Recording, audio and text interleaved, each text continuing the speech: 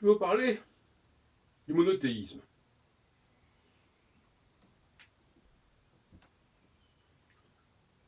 Le monothéisme, c'est un cache-misère en fait.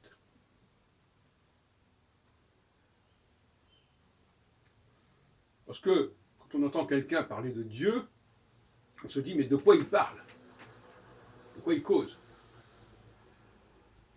Dieu m'a dit ceci, Dieu veut cela. Pourquoi est-ce qu'on emploie cette expression Dieu, qui n'est même pas un, il n'y a même pas d'article, il n'y a pas d'article ni défini ni indéfini. C'est pas le Dieu, c'est pas un Dieu, c'est pas des dieux, c'est Dieu. Comme on donnerait un nom propre, comme Charles ou machin. Et puis,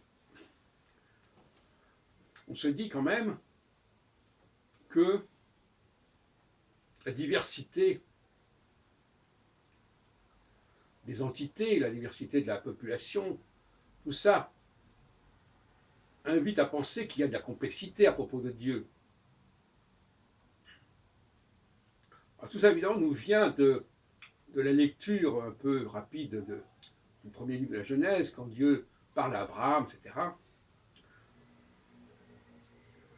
Mais on ne peut pas s'empêcher de penser que c'est une expression qui se substitue à la réalité.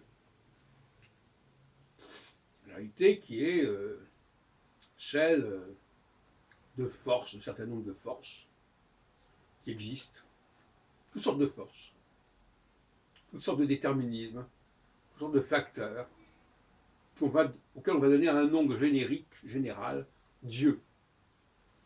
Et après on nous dit, le monothéisme, c'est merveilleux, le monothéisme c'est un progrès par rapport au polythéisme, ou au panthéisme, ou au paganisme.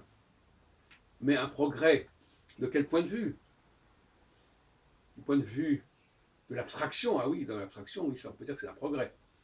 Mais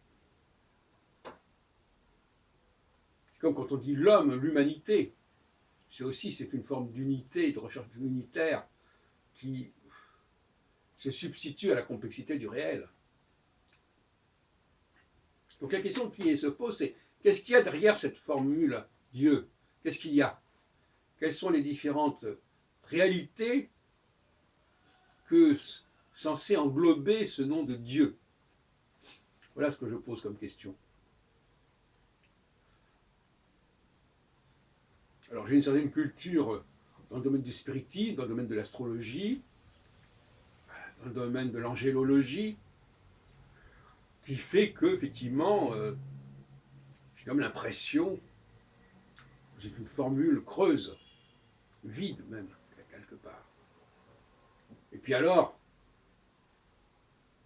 penser que ce Dieu universel, soi-disant, va s'occuper de chacun d'entre nous, c'est complètement c'est la mégalomanie à la limite. Hein, c'est du délire des grandeurs, la folie des grandeurs. Même par rapport au peuple hébreu, j'ai déjà dit que ce n'était pas le Dieu originel qui s'était adressé au peuple hébreu, mais un fils de Dieu. Le christianisme, de ce point de vue-là, est plus raisonnable. Il est plus raisonnable que le Fils s'adresse aux humains que le Père, par exemple. Et c'est le tort, justement, de l'islam et du judaïsme de ne pas envisager de ne pas envisager d'interface entre le Père et l'humanité. Alors que nous savons très bien, enfin, on peut supposer qu'il y a énormément d'interfaces, qu'il y a un monde intermédiaire entre nous sur cette terre et l'idée de Dieu.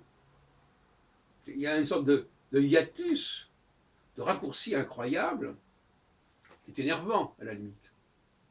Voyez-vous ? C'est pour ça que je parle de théologie restreinte. Restons à un niveau plus raisonnable pour parler de Dieu.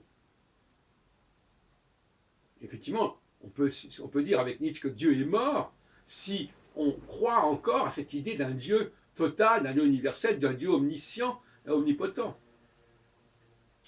Mais ça ne veut pas dire pour autant que toutes les forces qui sont dans un autre monde ou dans un autre univers n'existent pas. Ce serait aller un peu vite en besogne.